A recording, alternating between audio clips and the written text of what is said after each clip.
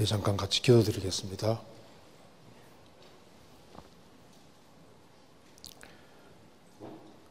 저희를 사랑하시는 하나님 아버지 감사합니다.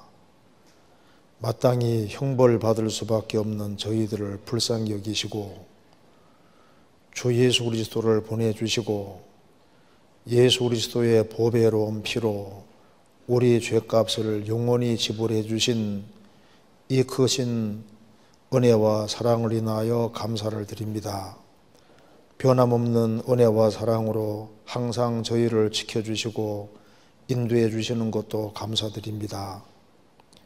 머지않아 주님 앞에 서는 그날 칭찬과 영광과 존귀를 얻을 수 있도록 우리의 삶을 다스려 주옵소서. 오늘 이 시간 주 성령께서 함께해 주시고 우리의 마음을 열어주시고 이 말씀이 우리 심령 깊이 새겨지도록 역사해 주시고 도와주옵소서. 이 말씀이 우리 신앙생활에 크게 도움이 될 수 있도록 역사해 주시고 도와주옵소서. 전국적으로 신실한 일꾼들을 더 많이 일으켜 세워주시고 국내와 해외 주의 복음을 더 활발하게 증거할 수 있도록 역사해 주시고 우리 모두를 귀하게 사용해 주옵소서. 또 이곳에 참석하지 못한 형제자매들 어디든지 주님께서 지켜주시고 도와주옵소서. 또 병중에 있는 분들 일일이 함께해 주시고 하루속히 질병에서 회복될 수 있도록 주님께서 도와주옵소서. 오늘 모든 시종 함께해 주시고 도와주시기를 간절히 의지하오며 우리 구주 예수 그리스도 이름으로 기도하옵나이다. 아멘. 성경 욥기 24장 찾겠습니다. 욥기 24장입니다.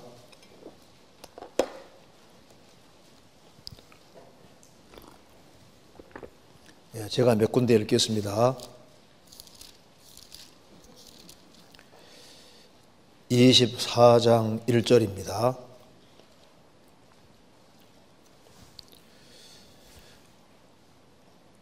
어찌하여 전능자가 시기를 정하지 아니하셨는고 어찌하여 그를 아는 자들이 그의 날을 보지 못하는고. 넘어가서 13절입니다. 또 광명을 배반하는 사람들은 이러하니 그들은 광명의 길을 알지 못하며 그 첩경에 머물지 아니하는 자라. 사람을 죽이는 자는 새벽에 일어나서 가난한 자나 빈궁한 자를 죽이고 밤에는 도적같이 되며 간음하는 자의 눈은 저물기를 바라며 아무도 나를 보지 못하리라 하고 얼굴을 변장하며 밤에 집을 뚫는 자는 낮에는 문을 닫고 있은즉 광명을 알지 못하나니 그들은 다 아침을 흑암같이 여기니 흑암의 두려움을 알미니라. 그들은 물 위에 빨리 흘러가고 그 산업은 세상에서 저주를 받나니 그들이 다시는 포도원 길로 행치 못할 것이라. 24절 그들은 높아져도 잠시간에 없어지나니 낮아져서 범인처럼 제함을 당하고 곡식 이삭같이 배임을 입느니라. 거기까지입니다. 우리가 계속적으로 욥기를 배우고 있습니다. 욥기 23장, 24장 이렇게 욥이 연결해서 말씀을 하고 있습니다. 그래서 욥기 24장을 우리가 배우면은 우리 신앙에 아주 근본적으로 중요한 것을 좀 알 수 있으리라고 생각을 합니다. 여기에 욥기 24장 1절에 어찌하여 전능자가 시기를 정하지 아니하셨는고 어찌하여 그를 아는 자들이 그의 날을 보지 못하는고. 여기서 그를 아는 자들이란 말이 나와 있습니다. 그러니까 성도라는 사람이 누구냐 하면은 성도는 그를 하나님을 아는 자들입니다. 욥기 4장에 하나님을 참으로 아는 사람들이 있는가 하면은 죄 가운데 살아가는 건 말할 것도 없고 아예 광명을 배반하는 사람도 있는 겁니다. 그 뒤에 24절에 또 광명을 배반한 사람들은 이러하니, 그러니까 광명을 배반하는 것은 어둠의 자식들을 가르치는 거예요. 아예 빛을 거부하고 어둠에 속해서 주로 밤에 활동하는 사람들을 가리키는 겁니다. 밤에. 그래서 13절에 또 광명을 배반하는 사람들은 이러하니, 주로 밤에 활동하는 사람, 어둠의 자식을 말하고 있습니다. 그들은 광명의 길을 알지 못하며 그 첩경에 머물지 아니하며 그 빛의 길로 걸어가지 않는다는 겁니다.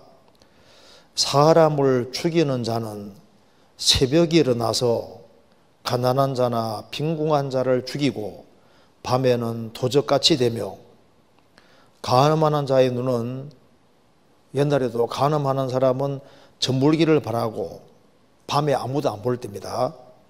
아무 눈도 나를 보지 못하리라 하고 얼굴을 변장하며, 밤에 집을 뚫는 자는, 도둑놈들, 밤에 집을 뚫는 자는 낮에는 문을 닫고 있은즉 광명을 알지 못하나니 그들은 다 아침을 흑암같이 여기니 흑암의 두려움을 알미니라. 낮에는 활동하지 않고 있다가 밤에 활동하는 사람들, 대체로 살인자들, 그리고 간음하는 사람들, 도둑놈들, 이런 사람들은 이제 주로 밤에 활동을 많이 하는 사람들입니다. 그래서 밤에 활동해서 온갖 남의 것을 뺏어가는 거예요. 그래서 18절에 그들은 물 위에 빨리 흘러가고 그 산업은 세상에서 저주를 받나니 그들이 다시는 포도원 길로 행치 못할 것이라. 그래서 많은 것을 뺏어서 자기의 재산을 삼고 산업을 삼았던 사람들, 그리고 자기의 포도원을 건설하고 자기의 동산을 건설하고 자기 편한 대로 잘 살아보려고 했는데 그것이 결국은 자기 것이 안 된다, 그 말입니다. 여기 아주 대조적으로 아예 하나님을 아예 등지는 사람이 있는가 하면은 정말 하나님을 아는 자들이 있다고 했습니다.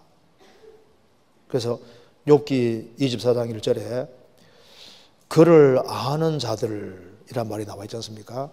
제가 먼저 개요를 말씀드리고 자세히 말씀드리겠습니다. 그래서 그를 아는 자들이 있고, 그런데 그 하나님을 아는 사람들이라고 해서 만사가 형통하고 잘 되면 좋은데 꼭 그건 아니라는 겁니다. 그래서 어찌하여라는 탄식이 나오잖아요. 자, 그를 하나님을 아는 사람, 그 대표적인 사람도 욥인데 어찌하여 이 탄식이 나오는 겁니다. 그리고 이 어찌하여라는 탄식이 짧은 기간에 끝나면 좋은데 이게 너무 길어지니까 어찌하여 전능자가 시기를 정하지 아니하셨는고, 왜 이렇게 이 고통이 지속이 될 수 있냐, 그 말입니다. 어찌하여 전능자가 시기를 정하지 아니하셨는고. 시기는 사실 정해져 있는데 지금 빨리 욥이 이 고난이 끝나기를 바라는 마음을 이렇게 표현하고 있습니다. 어찌하여 전능자가 시기를 정하지 아니하셨는고. 그리고 어찌하여 그를 아는 자들이 그의 날을, 하나님 역사하시는 그 날을 보지 못하는고. 악한 자가 훨씬 승승장구하고 잘 돼가고 하나님을 알고 진리 가운데 행하는 사람이 짓밟히고 고통을 받는 일이 언제까지 계속되어야 되는가. 어찌하여 그를 아는 자들이 그의 날을 보지 못하는고. 결국은 그의 날을 보게 되는 겁니다. 그래서 참고 기다리면은 반드시 그 전능자가 시기를 정했다는 걸 알게 되고, 그를 아는 자들은 그의 날을 보게 됩니다. 왜 이것이 가능하냐 하면은 어찌하여 전능자기 때문에 그런 거예요. 전능자. 하나님은 전능자입니다. 그래서 하나님이 전능자라는 것을 믿으면은 어떤 어려운 상황 속에서도 인내하고 참고 견디고 할 수 있을 겁니다. 그래서 오늘 우리가 욥기 24장을 좀 배워보겠는데요. 오늘 제목은 욥의 탄식과, 욥이 너무나도 마음에 큰 탄식이 있습니다. 어찌하여, 큰 탄식이잖아요. 그 탄식하는 가운데 그가 고대하는 날이 있는 겁니다. 시기를 왜 정하지 않으셨는가? 그를 아는 자들이 그의 날, 하나님 역사하시는 날을 보지 못하는가? 그러니까 욥은 그 하나님이 정하신 그 시기를 보기 원하고, 하나님 아는 자들에게 주실 그 축복의 날, 그 빛나는 그 날을 사모하고 있는 거예요. 그래서 욥의 고난과 욥의 탄식과 그리고 그의 고대하는 날, 이 제목으로 조금 말씀을 드려보도록 하겠습니다. 그래서 이 1절 말씀을 우리 마음속에 잘 새겨두면은 신앙생활에 크게 도움이 되리라고 생각합니다. 구체적으로 좀 생각을 해보겠습니다. 1절, 어찌하여 전능자가 시기를 정하지 아니하셨는고, 어찌하여 그를 아는 자들이 그의 날을 보지 못하는고. 그를 아는 자들. 자, 참 성도는 한마디로 그를, 하나님을 아는 자들입니다. 이게 굉장히 중요한 말입니다. 하나님을 아는 자들. 그러니까 하나님이 그 사람을 알고 그 사람도 하나님을 개인적으로 아는 걸 가르치는 거예요. 시편 50편에 성도는 정의가 어떻게 된 줄 아시죠? 성도는 제사로 나와 언약한 자니라. 구약시대 때는 짐승의 피제사로 언약이 되어 있고, 신약시대는 예수님 피로 언약이 되어 있는 사람, 그 사람이 성도입니다. 그래서 더 쉽게 말씀드려서 성도는 하나님을 아는 사람입니다. 욥은 자신을 가리켜서 이렇게 말하고 있는 겁니다. 그를 아는 자들, 하나님을 아는 자들 중에 하나가 바로 자신이라고 고백하고 있는 겁니다. 욥 당대에 하나님을 아는 사람들이 상당히 드물었는데, 그 중에서도 욥은 정말 하나님을 잘 아는 사람입니다. 그래서 그는 죽음 앞에 있을 때도 내가 친히 그를 보리니 내 눈으로 그를 보기를 외인처럼 하지 않을 것이라. 내 마음이 초급하구나. 욥기 19장에 나와 있는 말씀대로 이제 내가 친히 직접 내가 그분을 볼 것이다. 내가 그를 볼 때 외인처럼, 낯선 분처럼 보지 않을 것이다. 왜? 하나님하고 친하게 지내기 때문에 이제 하나님 만날 생각을 하니까 마음에 스릴이 넘친다 그 말입니다. 그는 하나님을 일생 속에서 정말 나중에 육체를 벗어나서 하나님 정말 배우기를 간절히 사모하고 살았던 사람입니다. 욥이라는 사람이 살던 시대에도 하나님을 참으로 아는 사람이 있었습니다.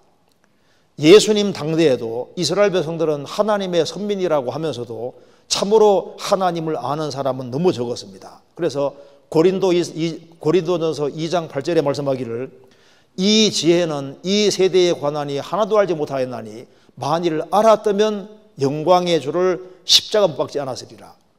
하나님의 선민인 이스라엘이 매 안식일마다 성경을 읽었습니다. 그런데 그리스도께서 오셨는데 예수님 행하시는 기적과 능력을 다 보면서도 예수님 배척하잖아요. 알았다면 영광의 주를 십자가 못 박지 않았으리라. 하나님의 선민인 이스라엘이 예수님을 몰랐어요. 대다수가 몰랐지 않습니까? 우리 시대에도 교회도 많지만은 참으로 하나님을 아는 사람은 너무 적습니다. 요한복음 17장 3절에서 예수님 말씀하시기를 영생은 곧 유일하신 참 하나님과 그의 보내신 자 예수 그리스도를 아는 것입니다. 영생 얻은 사람이 너무 적잖아요. 영생은 유일하신 참 하나님과 그의 보내신 자 예수 그리스도에 대해서가 아니라 예수 그리스도를 아는 것입니다. 사람들이 예수님에 대해서는 압니다. 그런데 진짜 예수가 누군지를 모르는 거예요.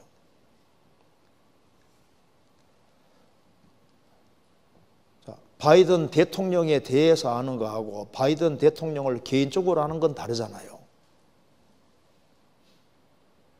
예수님에 대해서 아는 거하고 예수님을 개인적으로 아는 건 다른 문제입니다. 하나님과 예수님에 대해서 아는 거하고 개인적으로 아는 건 너무 다른 거지 않습니까? 예수님이 공생의 당시에 유대의 종교가들에게 말씀했습니다. 너희가 내 양이 아님으로 믿지 않는다. 주님은 주님의 양을 알고 또 주님의 양은 또 주님을 압니다. 서로를 서로 아는 거예요. 서로 아는 거예요. 요한복음 10장 보시겠습니다. 이건 잠깐 접어두시고요. 요한복음 10장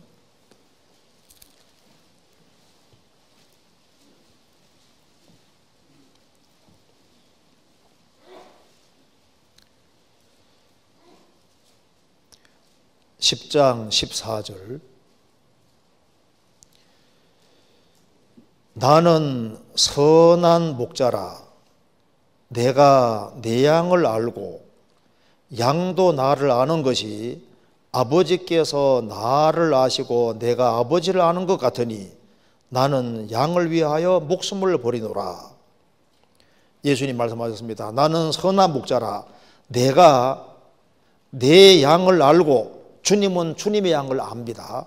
그리고 양도 나를 아는 것이 양도 주님을 아는 것이 아버지께서 나를 아시고 아버지께서 내가 아버지를 아는 것 같으니 성부가 성자를 알고 성자가 성부를 아는 것 같이 주님은 주님의 양을 알고 주님의 양은 주님을 안다 그 말입니다.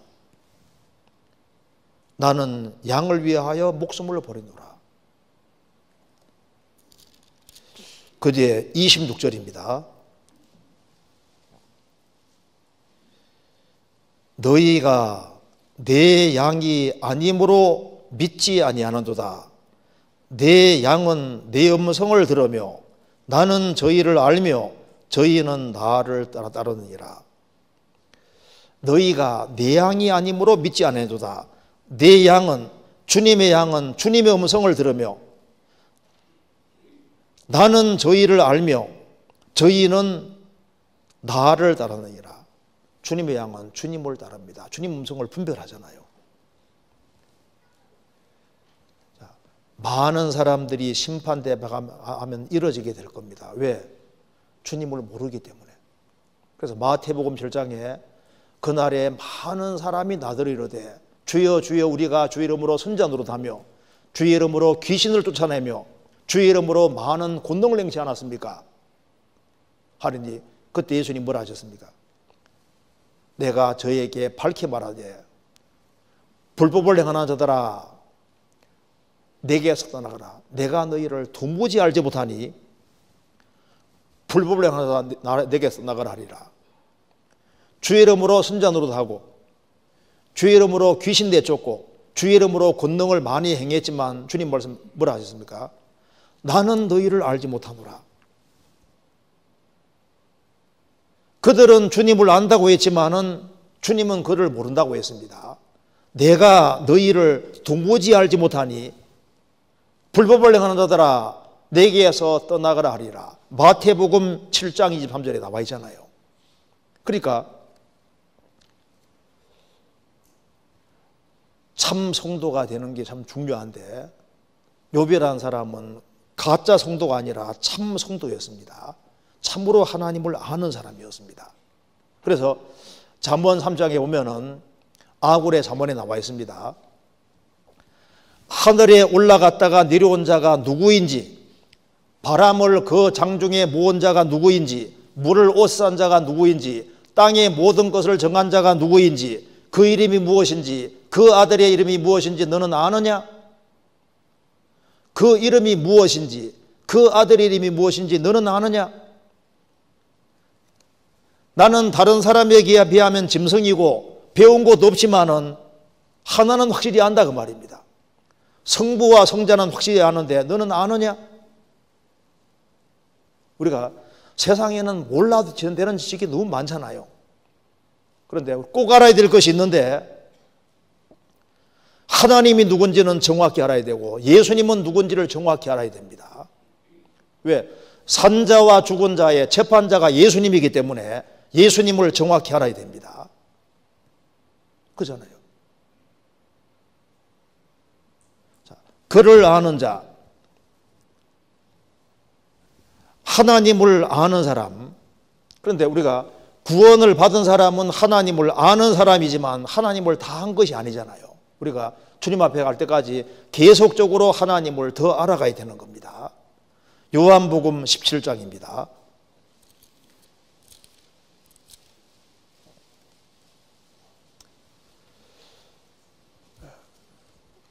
구원을 받고 하나님을 안다 할지라도 하나님에 대한 지식이 부족하면은 여러 가지 어떤 어려운 상황이 부딪히면은 이게 당황하게 되는 거예요. 지식의 부족으로도 당황할 수 있는 겁니다. 자, 요한복음 17장 8절에 보시겠습니다.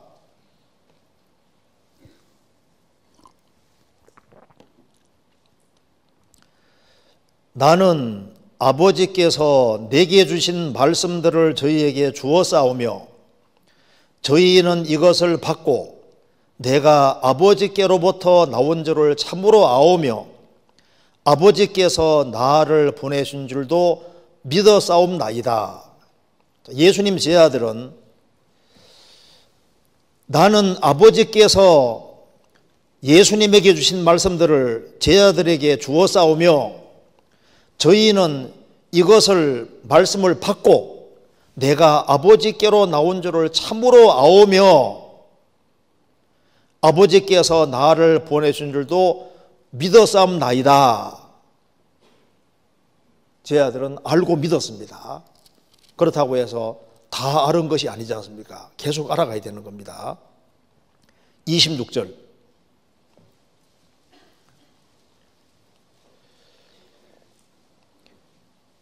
내가 아버지의 이름을 저희에게 알게 하였고 또 알게 하리니 이는 나를 사랑하신 사랑이 저희 안에 있고 나도 저희 안에 있게 하려 함이니이다. 내가 아버지 이름을 저희에게 알게 하였고 또 알게 하리니 계속적으로 알아야 되는 겁니다. 우리가 이제 구원받을 때 하나님을 알았고 구원받고 난 이후에 교회 안에서 말씀을 배우는 가운데 하나님에 대해서 점점 더 알아가야 되는 겁니다. 그리고 간절한 마음 있는 사람은 주님께서 더 많은 것을 알게 해주시는 겁니다. 세상에서 하나님을 아는 것, 이것이 아주 큰 힘입니다. 다니엘서 11장에는 하나님을 아는 백성은 용맹하여 하나님을 아는 백성은 용맹을 바란다는 말씀이 있는데 하나님을 아는 것이 이게 힘인 거예요. 하나님이 나와 함께 있다. 이게 얼마나 큰 힘입니까? 예수님이 말씀하신 대로입니다. 히브리 13장 5절에도 돈을 사랑시 말고 있는 바를 족한 줄 알라. 그가 친히 말씀하시기를 내가 과연 너희를 버리지 아니하고 과연 너희를 떠나지 아니하리라 하셨느니라. 누가 내 옆에 있으면 제일 힘이 되겠습니까? 천지를 창조한 창조주가 내 아버지고 하나님이 나를 돕는 분으로 계시다는 이거보다 더 큰 것이 어디 있겠습니까? 그러므로 우리가 담대히 가로되 주는 나를 돕는 자신이 내가 무서워하니 하겠노라. 사람이 내게 어찌하리요 하노라. 그러니까 하나님을 아는 것이 그게 자기에게 큰 힘이 되는 거예요. 하나님을 아는 사람은 담대할 수 있습니다. 방백들을 의지하지 말며 도울 힘이 없는 인생도 의지하지 말지니 그 호흡이 끊어지면 당일에 그 도모가 소멸하리로다. 인생 의지하지 마라 그랬습니다. 그의 호흡은 코에 있나니 수에 칠 가치가 어디 있느냐. 인간은 연약합니다.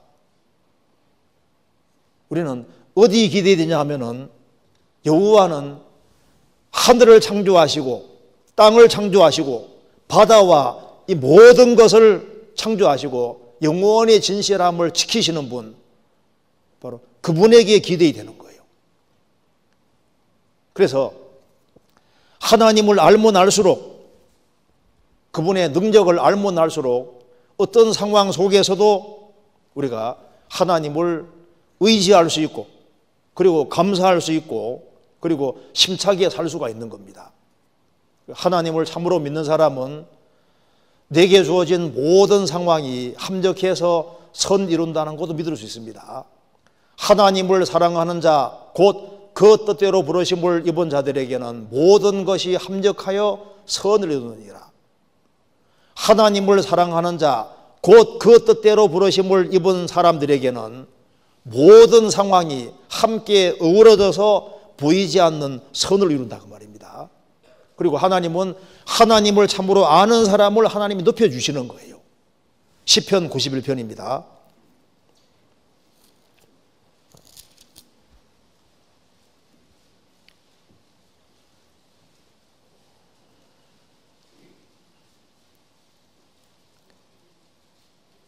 (14절)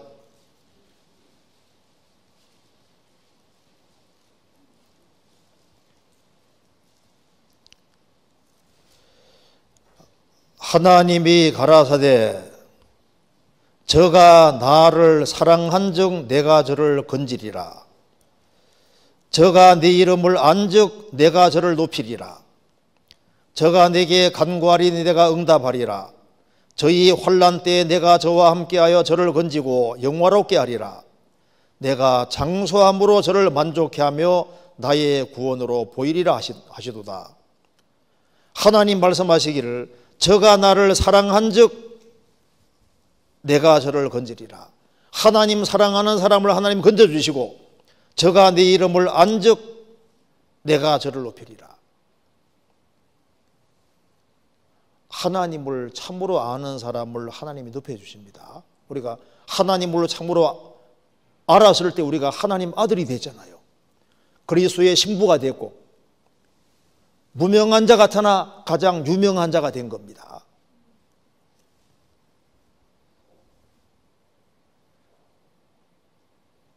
저가 내 이름을 안즉 내가 저를 높이리라. 저가 내게 간구하리니 내가 응답하리라. 저희 환난 때에 내가 저와 함께하여 저를 건지고 영화롭게 하리라. 자, 그래서 참으로 하나님을 아는 사람들이 있습니다. 그런데 하나님을 아는 사람들이 참 만사가 형통하고 잘 돼가면 어찌 좋겠습니까? 자, 욥기 다시 보시겠습니다. 욥기 24장에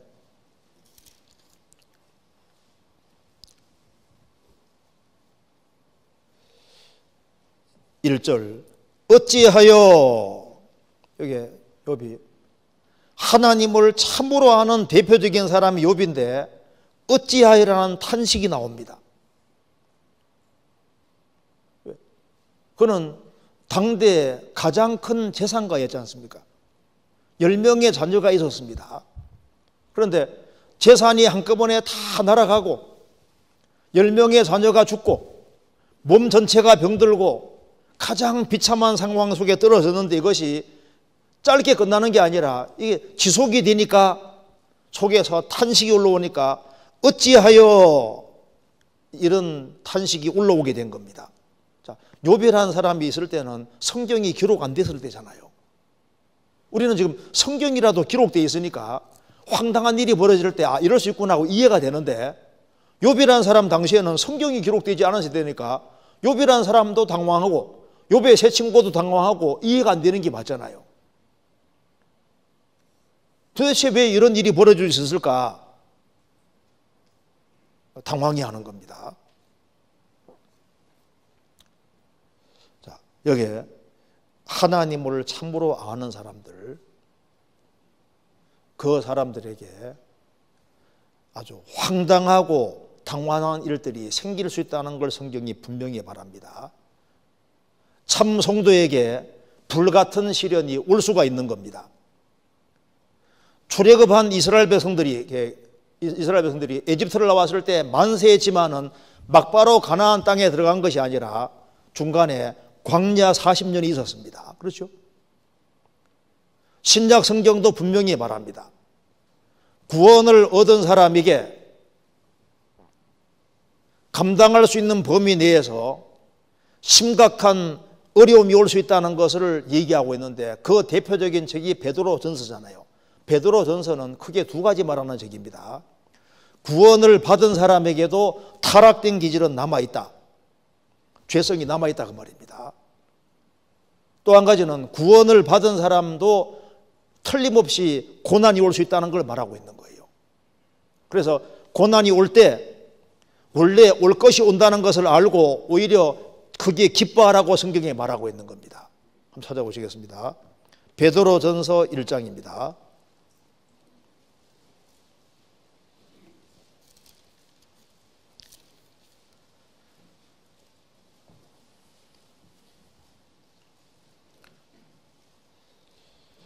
(1장 5절)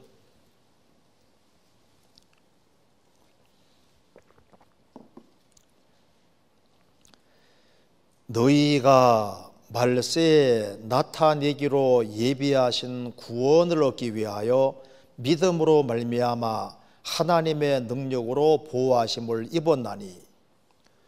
주님 재림하시면은 우리 몸까지 구원이 됩니다. 그래서 믿음으로 구원을 받은 사람은 하나님의 능력으로 보호하심은 입고 있지만은 보호는 하시되 시련은 통과시키는 겁니다. 6절에 그러므로 너희가 이제 여러 가지 시험을 인하여 잠깐 근심하게 되지 않을 수 없었으나 오히려 크게 기뻐하도다. 그래서 보호는 하시되 잠깐 고난은 허락하시는 겁니다. 잠깐 여러 가지 시험을 인하여 잠깐 근심하게 되지 않을 수 없었으나 오히려 크게 기뻐하도다. 왜 기뻐하냐 하면은 7절 너희 믿음의 시련이 불로 연단하여도 없어질 금보다 더 귀하여 예수 그리스도에 나타나실 때 칭찬과 영광과 존귀를 얻게 하려 하심이니라. 믿음의 시련은 불로 연단하여도 없어질 금보다 더 귀하다. 금이 불 속에 한 번씩 들어가서 나올 때마다 점점 순금이 되어 갑니다. 그런데 아무리 순금이 돼도 이 순금은 결국은 없어질 금이잖아요. 그런데 믿음은 금보다 훨씬 더 귀한 것이기 때문에 믿음이 이 시련을 잘 통과하면은 믿음이 점점 더 순수한 믿음이 되고, 그리고 불로 연단받는 그런 믿음이 되기 때문에 주님 오실 때 믿음이 큰 사람일수록 주님 앞에 더 귀하게 쓰임받을 수 있고, 그래서 주님 앞에 더 크게 칭찬과 영광과 존귀를 얻을 수 있는 겁니다. 그래서 주님 오시는 그날 칭찬과 영광과 존귀를 얻게 하기 위해서 주님께서 그리스도인들에게 여러 가지 시련을 주시는 것을 말씀하고 있습니다.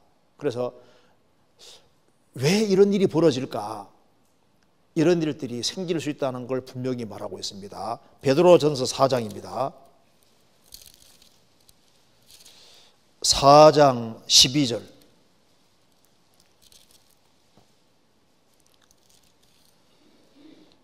사랑하는 자들아 너희를 시련하려고 오는 불시험을 이상한 일을 당하는 것 같이 이상히 여기지 말고 오직 너희가 그리스도의 고난에 참여하는 것으로 즐거워하라. 이는 그의 영광을 나타내실 때 너희로 즐거워하고 기뻐하게 하려 함이라. 너희가 그리스도의 이름으로 욕을 받으면 복 있는 자로다. 영광의 영 곧 하나님의 영이 너희 위에 계심이라.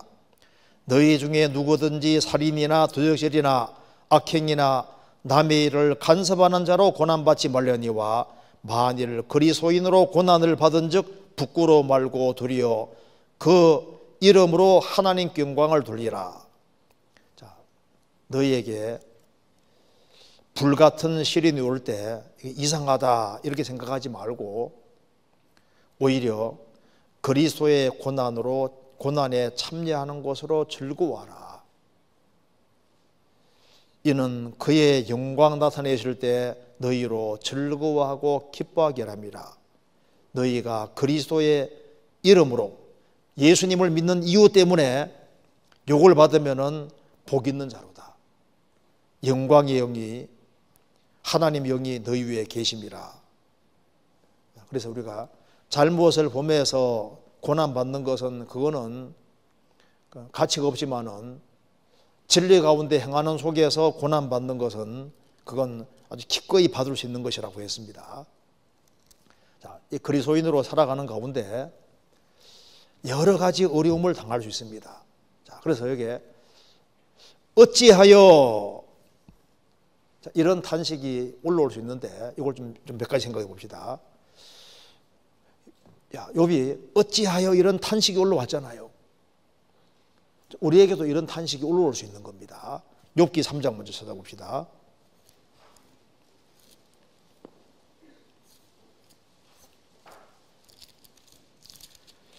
욥기 3장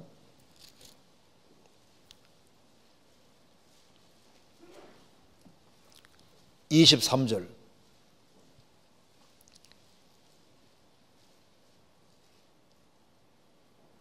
하나님에게 둘러싸여 길이 아득한 사람에게 어찌하여 비스를 주셨는고. 나는 먹기 전에 탄식이 나며 나의 앓는 소리는 물이 쏟아지는 것 같구나. 나의 두려워하는 그것이 내게 임하고 나의 무서워하는 그것이 내 몸에 미쳤구나. 평강도 없고 안온도 없고 안식도 없고 고난만 임하였구나. 욥은 하나님에게 둘러싸여 있고 하나님이 나를 지켜보고 있다는 건 느끼고 있습니다.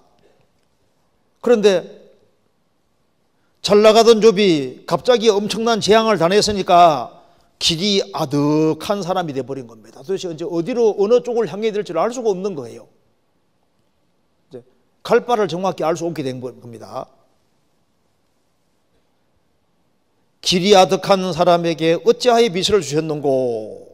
나는 먹기 전에 탄식이 나며 나의 앓는 소리는 물이 쏟아지는 것 같구나. 너무 고통스러운 거예요. 힘이 드는 겁니다. 자, 구원받은 사람도 여러 가지 이유로 탄식이 올라올 수 있습니다. 자, 이 그리스도인들이 우리가 이제 하나님을 아는 사람이 되고 난 이후에 우리 신앙생활 속에서도 어찌하여 이런 탄식 같은 게 올라옵니다. 그 탄식 올라오는데 그 중에 제일 첫 번째 들을 수 있는 것이 구원받은 사람은 누구든 신앙생활 다 잘하기 원하지 않습니까? 주님 기쁘시게 하기를 원하는 마음이 있습니다. 그런데 육신이 말을 잘 들어요, 안 들어요? 육신이 말을 잘 안 듣습니다. 그래서 선을 행하기를 원하는 나에게 악이 함께 있는 거예요. 그래서 내가 원하는 바 선언하지 않고 원치 않는 바 악을 행하니까 속에 탄식이 절로 올라오는 겁니다. 답답한 거예요. 이것이 없어지면 좋은데 딱 잠복해 남아 있거든요. 그래서 우리 타락된 기질로 인해서 육신이 계속 올라오니까 그것 때문에 탄식이 저절로 자꾸 올라오게 되는 겁니다. 그래서 바울 사도도 내가 짐진 것 같이 탄식한다. 육체를 이게 짐이라고. 이 장막에 있는 우리가 짐진 것 같이 탄식한다. 육체를 가지고 있으니까 짐을 지고 있는 것처럼 이 무거운 짐을 지고 다녀야 되니까 힘들다 그 말입니다. 탄식이 올라오는 거예요. 그래서 바울 사도는 말했습니다. 오라 곤고한 자로다. 누가 나를 이 사망의 몸에서 건져내랴. 육신으로 인한 탄식이 있는 겁니다. 나는 신앙생활을 오래 했기 때문에 육신에 대한 탄식이 없다. 천만의 말씀일 겁니다. 신앙생활 조금만 등한히 하면 육신은 올라옵니다. 속이 올라와요. 섰는 줄 생각하는 자는 넘어질까 조심하라. 바울 사도도 자기 몸을 쳐서 복종시킨다고 한 이유가 뭐냐면 이게 육신이 말을 안 듣기 때문에 하는 소리인 거예요. 먼저 우리에게 어떤 탄식이 있냐면은 육신이 올라오는 것 때문에 탄식이 있는 겁니다. 잘 살고 싶으면 잘 안 되는 게 있잖아요. 자, 성경 로마서 7장 찾겠습니다. 로마서 7장 18절입니다.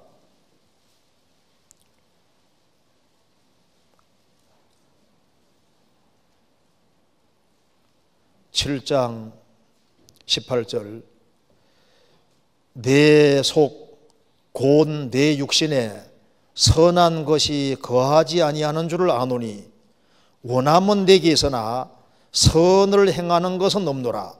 내가 원하는 바 선은 하지 아니하고 도리어 원치 아니하는 바 악은 행하나도다.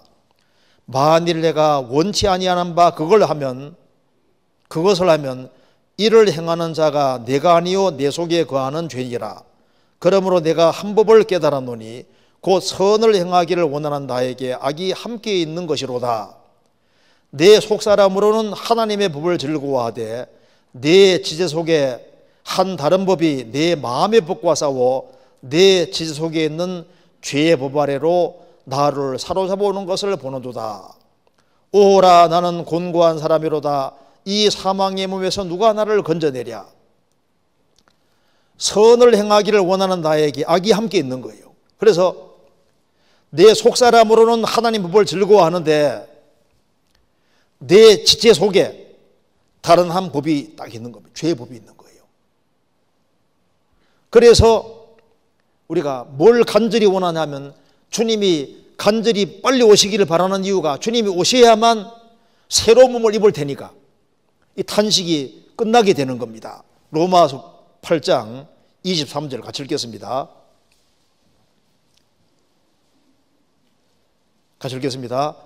이뿐 아니라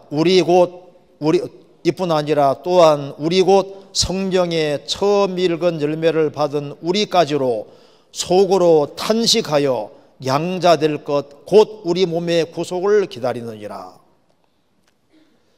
성령의 처음 읽은 열매를 받은 우리까지도, 우리 속에 주의 영이 계시잖아요.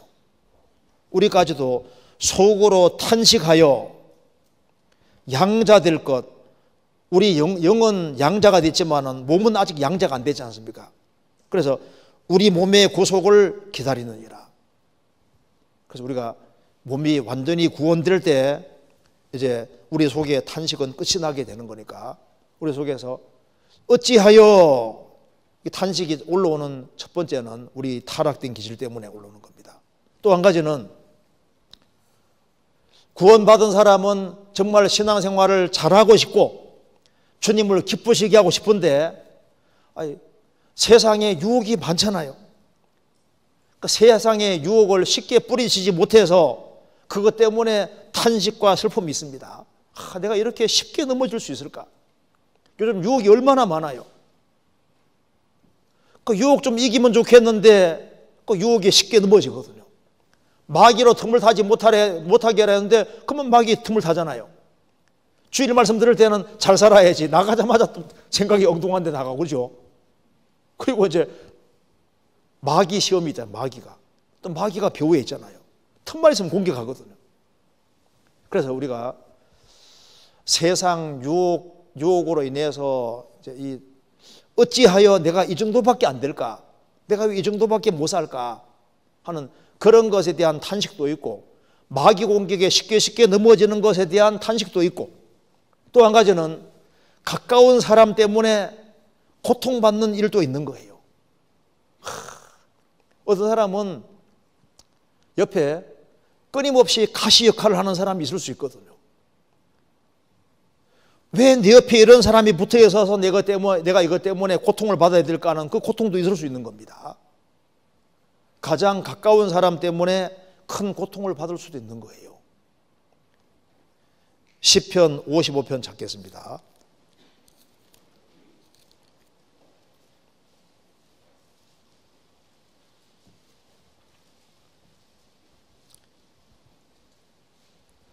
(12절)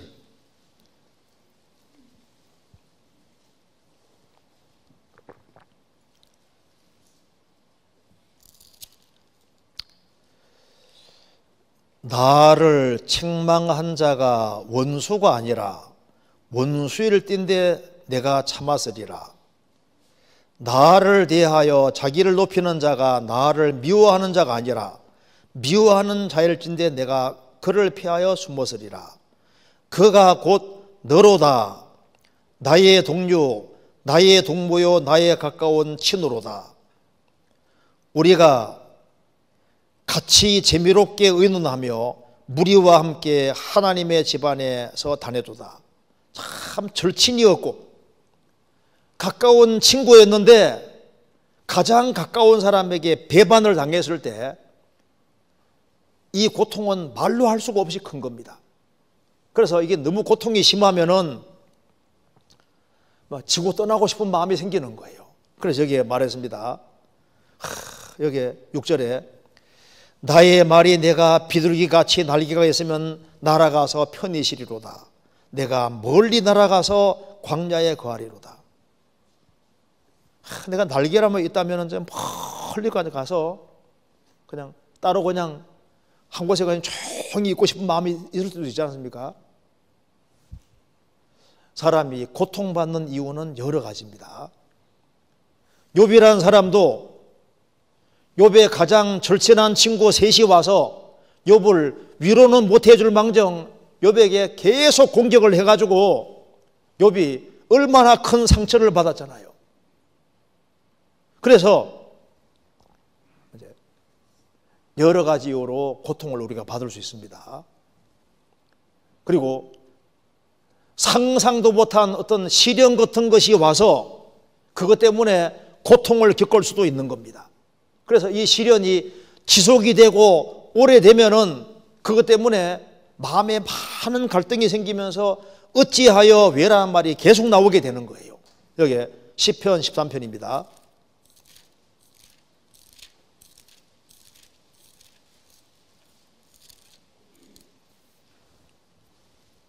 1절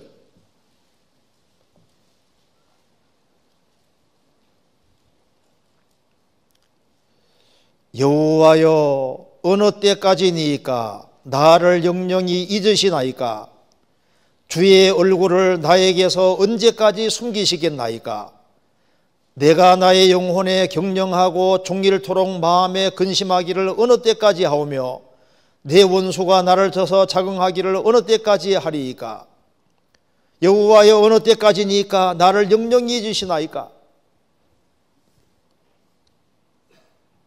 다윗이라는 사람도 자기 아기가 어릴 때 죽은 적도 있잖아요. 다윗은 압살롬이 죽었을 때 얼마나 그 고통했습니까? 내 아들 압살롬아, 내 아들 압살롬아, 차라리 내가 죽었으면 좋았을 것을. 비록 반역을 한 아들이지만 얼마나 슬퍼했습니까? 사람이 고통이 심해지면은 이게 어찌하여 어느 때까지니까 그리고 왜 이런 말이 계속 나오게 되는데 자, 욥은 어찌하여란 말이 나올 때 이 말이 참 당연한 얘기라고도 할 수 있습니다. 욥기 한번 7장 보시겠습니다. 욥기 7장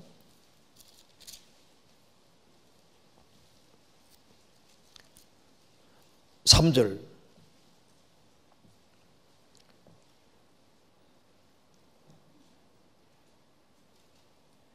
이와 같이 내가 여러 달째 곤고를 받으니 수고로운 밤이 내게 작정이 되었구나. 내가 누울 때면 말하기를 언제나 일어날고 언제나 밤이 갈고 하며 새벽까지 이리 뒤척 저리 뒤척 하는구나. 내 살에는 구더기와 흙조각이 의복처럼 입혔고 내 가죽은 합창되었다가 터지는구나.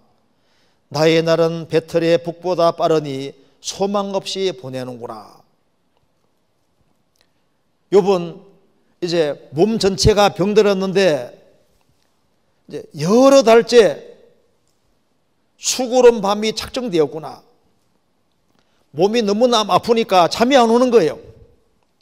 내가 누울 때면 말하기를 언제 일어날꼬. 그 지겨운 밤입니다. 언제나 밤이 갈고 하며 새벽까지 이리 들이쳐 가는구나.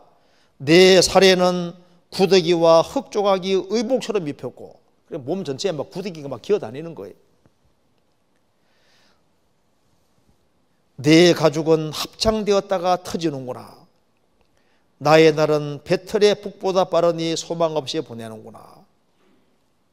이게 시간이 그냥 막 지나가는데 허무하게 막 지나간다 생각이 들어가는 거예요. 그러니까 하나님을 아는 사람인 난데 어찌하여 왜 이런 일이 있습니까? 라고 말하는 거예요. 다윗도 이 고통받는 기간이 아주 굉장히 길었습니다. 그러니까 이런 말이 나옵니다. 시편 31편 보겠습니다. 시편 31편에 31편 10절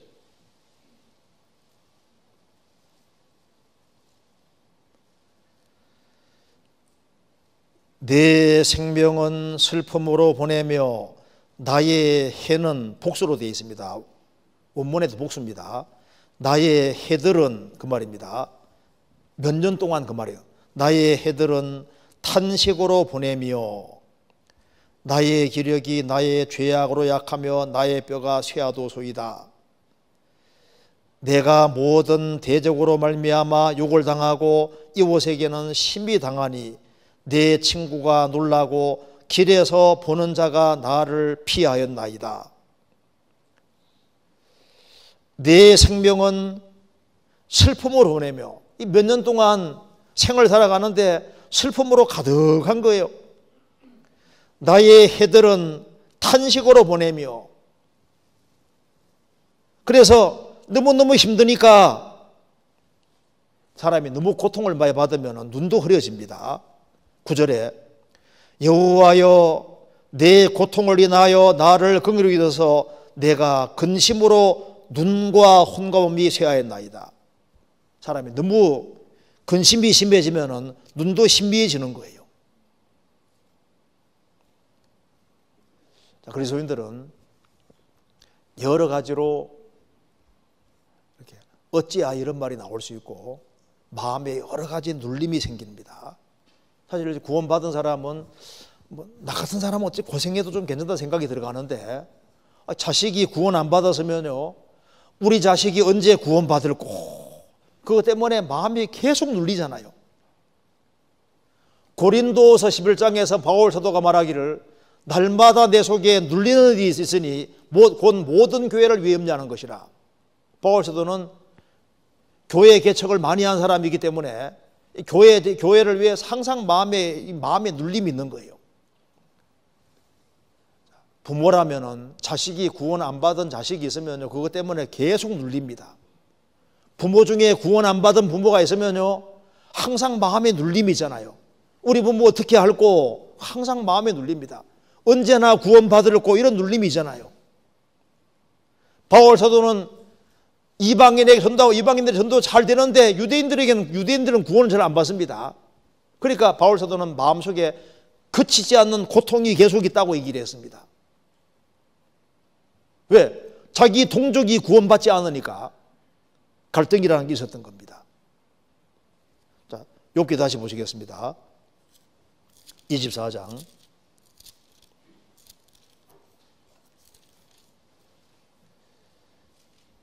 1절입니다. 어찌하여 전능자가 시기를 정하지 아니하셨는고? 자, 시기를 정하지 아니하셨을까요? 시기를 정하셨을까요? 정해져 있습니다. 자, 그를 아는 자들이 고난을 받고 시련을 당하고 어려움을 당하지만은 전능자가 시기를 정하지 아니하셨는고. 시기는 정해져 있습니다. 날 때가 있고 죽을 때가 있는 것처럼 고난을 당할 때가 있고 고난이 끝날 때가 있어요. 욥이라는 사람, 여기 봅시다. 여기 모세, 하나님이 모세를 사용하실 때 40년 동안은 궁중에서 파라오 공주의 아들로서 40년 동안 있게 했잖아요. 그 다음에 미디안 광야에서 주님이 양치는 생활하며 40년 훈련시켰습니다. 그 다음에 40년 들어 사용했잖아요. 그렇죠? 훈련시키는 것도 40년 딱 정해져 있는 거라고. 하나님께서 요셉이라는 사람도 하나님께서 부르셨을 때 그가 17살까지는 아버지와 같이 있고 그 다음에 에집트에 팔려가서 13년 동안 하나님이 얼마나 훈련을 많이 시키고 고통을 많이 받게 했습니까? 13년 훈련시키고 난 이후에 30살이 딱 됐을 때 주님이 어떻게 했습니까? 딱 건져내셔서 총리 삼잖아요. 요셉은 에집트에 팔려가서 종으로 시작해서 가정 일부터 하고 나중에 감옥까지 내려갔다가 참 고통을 많이 받았는데 전능자가 어찌하여 시기를 정하지 아니하셨는고. 시기 정했습니다. 너는 13년 동안만 훈련 받아라. 13년 지나니까 주님이 딱 건져내지 않습니까? 다윗은 기름 부음 받고 난 다음에 사울에게 도망 다니면서 10몇 년 동안 얼마나 고생했습니까? 훈련 딱 끝나니까 주님이 딱 건져내시잖아요. 어찌하여 전능자가 시기를 정하지 아니하셨는고. 시기를 정했습니다. 야곱은 얍사바다, 교활하다, 간사하다는 뜻이죠. 하나님께서 보시니까 야곱 꾀돌입니다. 꾀가 너무너무 많아요. 육신 껍질이 너무 강해요. 하나님께서 야곱을 훈련시켜야 되는데 어느 집에 너무 좋을까 딱 보니까 이 라반은 고단수입니다. 라반 집에 딱 집어넣어서 20년 동안 처가살이하게 했지 않습니까? 거기서 10번이나 막 된통 당했습니다. 장인에 그렇게 당했잖아요. 주님 딱 훈련 딱 끝나니까 또 끄집어내시잖아요. 자, 시기는 정해져 있습니다. 어찌하여 전능자가 시기를 정하지 아니하셨는고. 왜 시기를 안 정했다고 생각이 드냐 하면은 하나님의 시간대와 인간의 시간대가 달라서 그런 겁니다. 자, 한번 찾아보시겠습니다. 시편 111편입니다.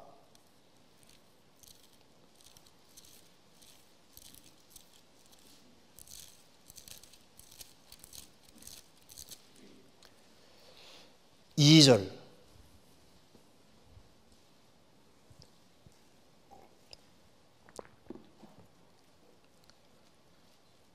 같이 읽어보겠습니다.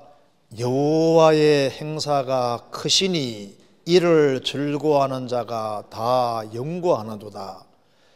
하나님의 행하신 일은 스케일이 커요. 여호와의 행사가 크시니 하나님은 스케일이 큽니다. 교회를 시작하시고 완성하는데도 2000년이라는 세월이 걸리는 거 봐요. 하나님이 한 인생을 만들어 가는데도 스케일이 굉장히 큽니다. 우리 시대의 사람들이 저거 빨리 좋아하는데 하나님은 하나님의 시간대 속에 움직이기 때문에 스케일이 크기 때문에요. 너무 서두를 필요가 없는 거예요. 왜? 하나님의 행사는 크시다는 걸 항상 기억해야 됩니다. 그래서 성경 74편 16절에 낮도 주의 것이요 밤도 주의 것이라. 낮만 주의 것이 아니라 밤도 주의 것입니다. 인생에 밤도 주시고 밤이 주어지면 낮이 반드시 있는 거예요. 겨울이 있으면 하나님께서 여름을 딱 준비해 놓으셨습니다.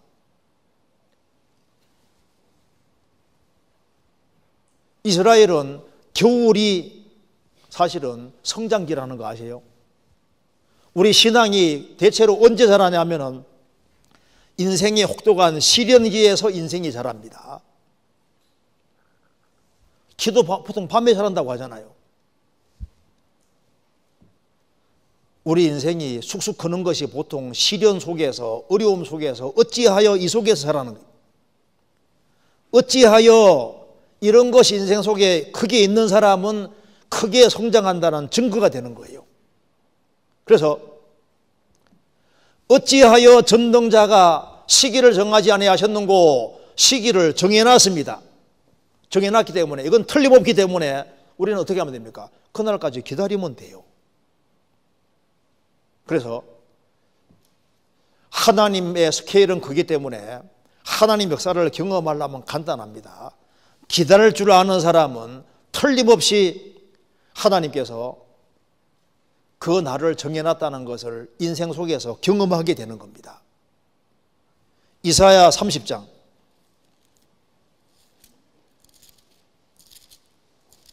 18절입니다.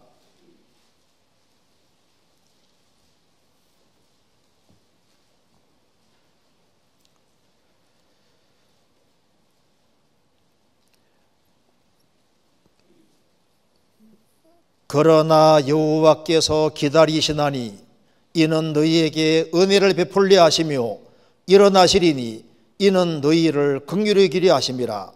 대저 여호와는 공의의 하나님이심이라. 무릇 그를 기다리는 자는 복이도다. 여호와께서는 은혜를 주시려고 기다리시고, 인생은 은혜를 받으려고 기다리는 겁니다.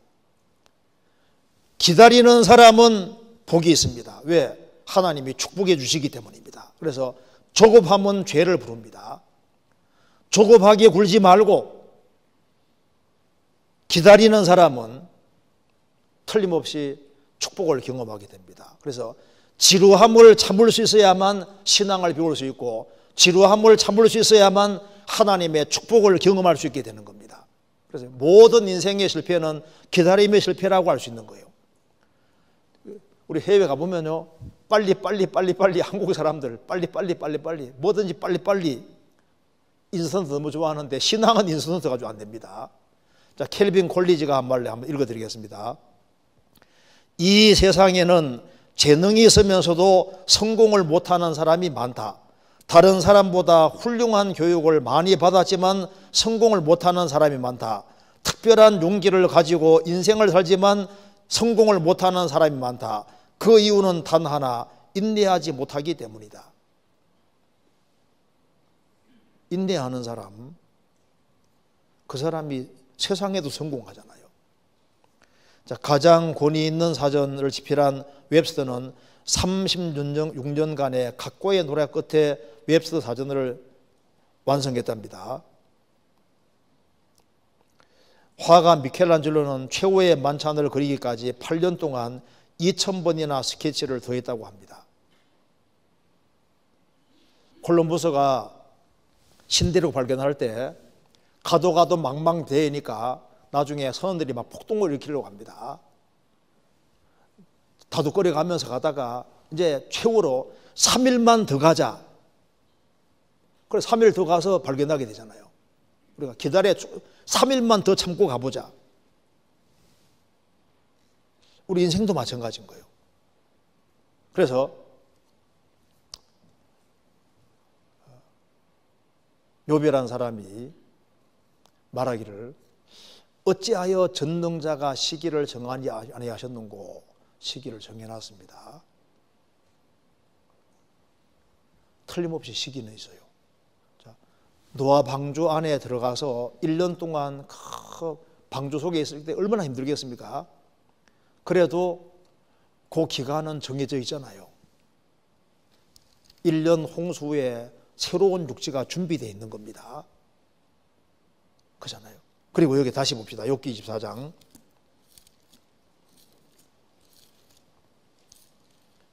여기에 놀라운 말이 있습니다. 24장 1절에 어찌하여 전능자가 시기를 정하지 아니하셨는고, 어찌하여 그를 아는 자들이 그의 날을 보지 못하는고, 그의 날이 뭐냐면은 그 인생이 빛나는 날을 말하는 겁니다. 어찌하여 하나님을 아는 자들이 그의 날, 하나님의 그 축복하시는 날, 그 날을 보지 못하는 고 그 주님의 축복을 모든 사람이 볼 수 있도록 하는 그 날을 말하는 겁니다. 무슨 말입니까? 보는 거예요. 그를 아는 자들이 그의 날을 주님이 역사하셔서 주님이 그 사람들을 들어 올리시는 그 축복의 날을 보지 못하는 거 보잖아요. 고난의 드라마가 끝이 나면은 역전 드라마가 펼쳐지는 것을 보잖아요. 욥이 이렇게 엄청난 고통을 받았지만은 욥기 38장 이하에 하나님이 딱 나타나셔서 욥을 다시 축복해 주시고 배나 축복을 해 주셔서 역전 드라마를 펼치셨잖아요. 욥을 하나님이 배나 축복해 주셨고 욥은 그의 날을 봤습니다. 욥의 새 친구도 보고 그 당대 욥이 제일 비참해서 말거리가 됐지만은 나중에 주님이 딱 회복시켜 주시니까 욥이 훨씬 더 높아졌지 않습니까? 그를 아는 자들이 그의 날을 보지 못하는 거 봤잖아요. 봅니다. 하나님은 가장 자비하신 분입니다. 다윗이 사울에게 피해서 그렇게 둥굴에 숨어 다니고 비참하게 고통을 받았지만은 그의 날을 봤습니다. 그렇죠? 왕이 결국은 됐잖아요. 10명의 형들에 팔려서 참 고통받던 요셉이 나중에 총리가 돼서 위로 올라가서 그의 날을 봤잖아요. 어찌하여 그의 날을 보지 못하는고? 그의 날을 봅니다. 왜? 하나님 살아계시니까.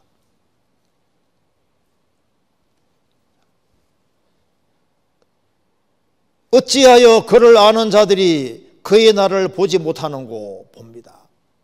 하나님은 동일하신 분입니다. 예수로서는 어제나 오늘이나 영원토록 동일하시니라. 영원토록 동일하신 분인 거예요. 그래서 잠잠히 참아 기다리는 사람은 하나님께서 때가 되면은 역전 드라마를 실제로 펼쳐주는 거예요. 시편 37편입니다.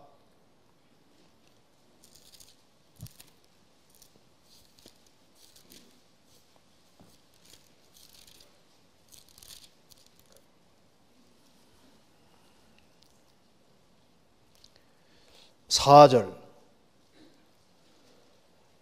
또 여호와를 기뻐하라. 저가 내 마음의 소원을 이루어 주시리로다. 너희의 길을 여호와께 맡기라. 저를 의지하면 저가 이루시고 내 의를 빛같이 나타내시며 내 공의를 정오의 빛같이 하시리로다. 그래서 인생을 하나님께 맡기고 사는 사람은 하나님께서 인생을 만들어 가시는데 내 의를 빛같이 나타내시며 내 공의를 정오의 빛같이 아주 환하게 인생을 환하게 만들어 주시고, 그리고 하나님께서 그의 날을 보게 해주시는 겁니다. 주님이 축복해 주시는 날을 확실히 생활 속에서 보게 만들어 주시거든요. 그와 동시에 그를 아는 사람들은 주님을 대적하는 사람이 아주 비참한 운명도 보게 되는 거예요. 욥기 24장입니다.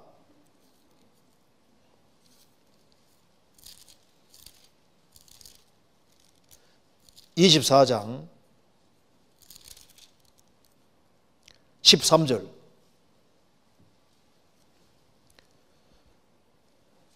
또 광명을 배반한 사람들은 이러하니 그들은 광명의 길을 알지 못하며 그 첩경에 머물지 아니하는 자라.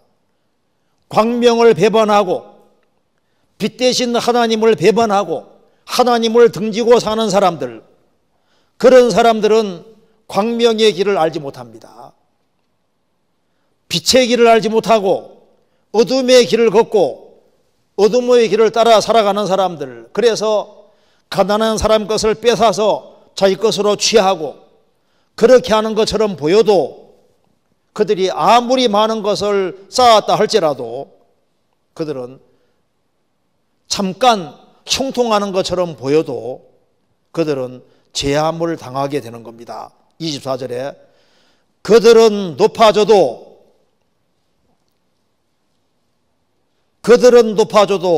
잠시간에 없어지나니 낮아져서 범인처럼 제함을 당하고 곡식이사같이 배임을 입는지라.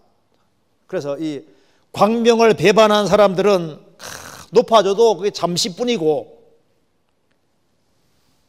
그들은 결국은 잠시간에 없어지고 낮아져서 범인처럼 제함을 당하고 곡식이사같이 배임을 입는지라. 그들이 아무리 많은 걸 쌓아뒀다 할지라도 18절에 말한 대로 그들은 물 위에 빨리 흘러가고 그 산업은 세상에서 저주를 받나니 그들의 다시는 포도원의 길로 행치 못할 것이다. 많은 걸 뺏어가지고 몰래 자기 포도원을 다 건설해 놓고 거기에다가 뭐 좋은 집도 지어 놓고 온갖 그 과목도 심고 아주 멋지게 만들어 놨을지라도 그 길로 다시 못 간다 그 말입니다. 그게 자기 것이 안 된다 그 말입니다. 그런데 욥은 보세요. 모든 것을 다 빼앗기 그저는 보이지만 주님이 나중에 어떻게 했습니까? 완전히 배나 축복해 주시고 그리고 이 성경 욥기를 딱 주님 기록해 주셨잖아요. 이게 얼마나 놀라운 말씀입니까? 그래서 욥기 24장이 말한 대로 어찌하여 그를 아는 자들이 그의 날을 보지 못하는고. 우리는 그의 날을 궁극적으로 보게 됩니다. 주님이 재림하시는 그날 우리는 상상도 못하는 그걸 보게 될 겁니다. 하나님을 아는 자들, 그런 사람들은 그의 날, 주님이 오시는 그날 주님이 축복해 준 축복을 정말 보게 되는 날이 오게 되는 거예요. 말라기 3장입니다.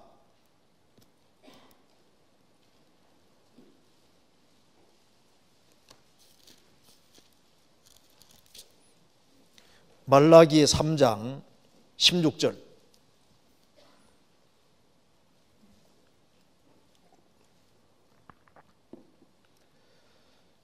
그때 여호와를 경외하는 자들이 피차에 말하며 여호와께서 그것을 분명히 들으시고 여호와를 경외하는 자와 그 이름을 존중히 생각하는 자를 위하여 여호와 앞에 있는 기념책에 기록하셨느니라.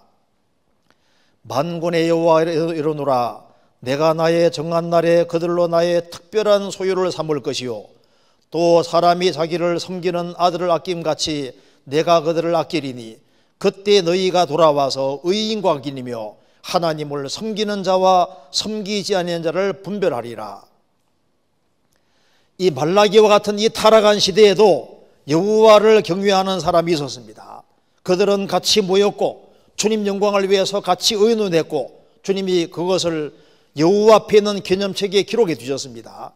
하나님 말씀하시기를 내가 나의 정한 날에 그들로 하나님을 경외하는 자들로 나의 특별한 소유를 삼을 것이요.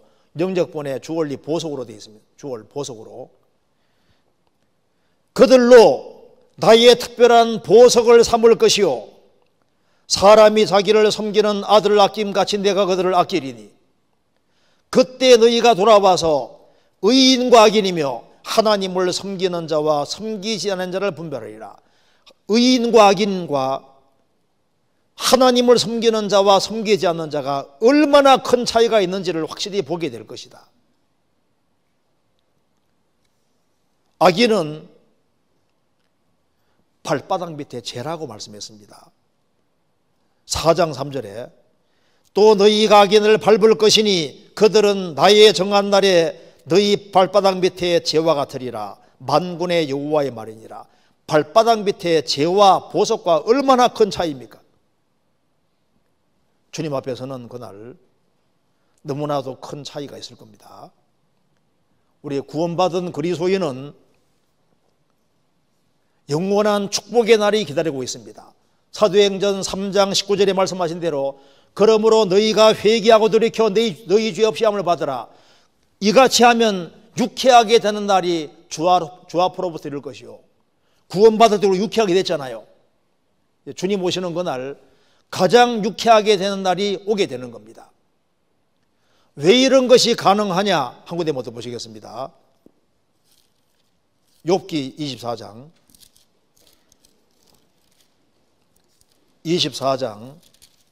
1절. 왜 이런 것이 가능하냐 하면은 1절에 어찌하여 전능자라는 말이 뭡니까? 하나님은 무의 소유를 창조하신 분이에요. 우리가 믿는 하나님은 없는 것을 있는 것 같이 부르시는 입니다. 로마 4장에 믿음 조상 아브라함은 뭘 믿었습니까? 그의 믿음 바 하나님은 죽은 자를 살리시며 없는 것을 있는 것 같이 부르시는 이시니라. 전능자는 뭐든지 할 수 있는 분인 겁니다. 왜 인생 역전이라는 게 가능하냐? 전능자니까 그분은 주시기도 하고 취해가기도 하는 거예요. 그분은 능력이 있는 겁니다. 그래서 어찌하여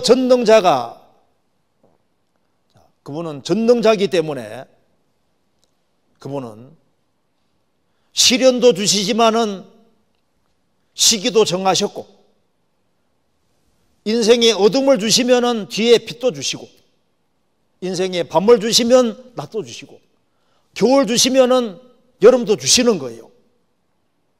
그리고 어찌하여 그를 아는 자들이 그의 날을 보지 못하는고? 하나님은 의로운 편에 계시기 때문에 그를 아는 자들은 그의 날을 반드시 보게 되는 겁니다. 그렇기 때문에 어떤 경우에도 하나님을 아는 사람들은 어려운 환경과 상황이 있다 할지라도 하나님이 전능하신 분이라는 걸 알고 기다릴 줄 알고, 그렇게 하면 틀림없이 하나님이 적당한 때가 되면은 거기에서 건져주시고, 그리고 하나님께서 인생을 빛나게 하신다는 사실을 깨닫게 될 겁니다. 같이 기도드리겠습니다. 자비로우신 우리 아버지 하나님, 저희들을 주의 보배로운 피로 구원해 주신 것을 감사합니다. 코로나19로 인해서 여러 가지 어려운 환경 속에 있습니다. 주님께서 구원받은 식구들을 가정가정마다 지켜주시고, 또 병중에 있는 분들을 위로해 주시고 용기를 주시고 담대한 마음을 주셔서 이 어려운 시기를 잘 극복할 수 있도록 도와주옵소서. 우리의 사랑하는 가족들, 친척들, 이웃들에게도 이 귀한 복음을 더욱 담대히 증거할 수 있도록 도와주시옵소서. 머지않아 주님 앞에서는 그날 칭찬과 영광과 존귀를 얻을 수 있도록 우리의 삶을 더욱 다스려 주옵소서. 우리 구주 예수 그리스도 이름으로 기도하옵나이다. 아멘. 찬송가 506장 같이 부르시겠습니다.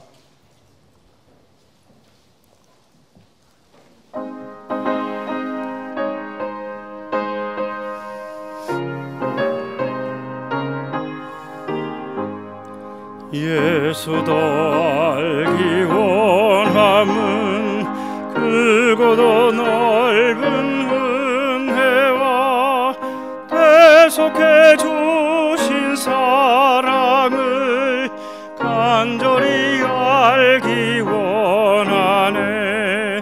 내 평생의 소원, 내 평생의 소원, 대속해 주신 사랑을 간절히 알기 원하네.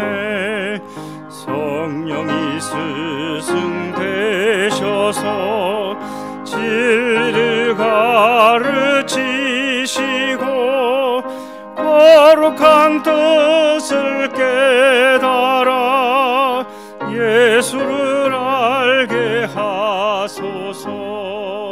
내 평생의 소원, 내 평생의 소원, 대속해 주신 사랑을 간절히 알기 원하네.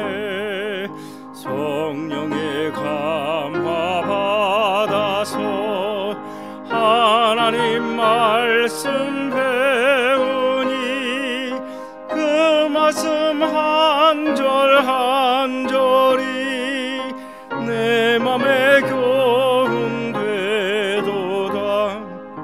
내 평생의 소원, 내 평생의 소원, 대속해 주신 사랑을 간절히 알기 원하네. 예수가 계신 보좌는 영광에 둘려 있도다. 평화의 왕이 오시니 그 나라 왕성하도다. 내 평생의 소원, 내 평생의 소원,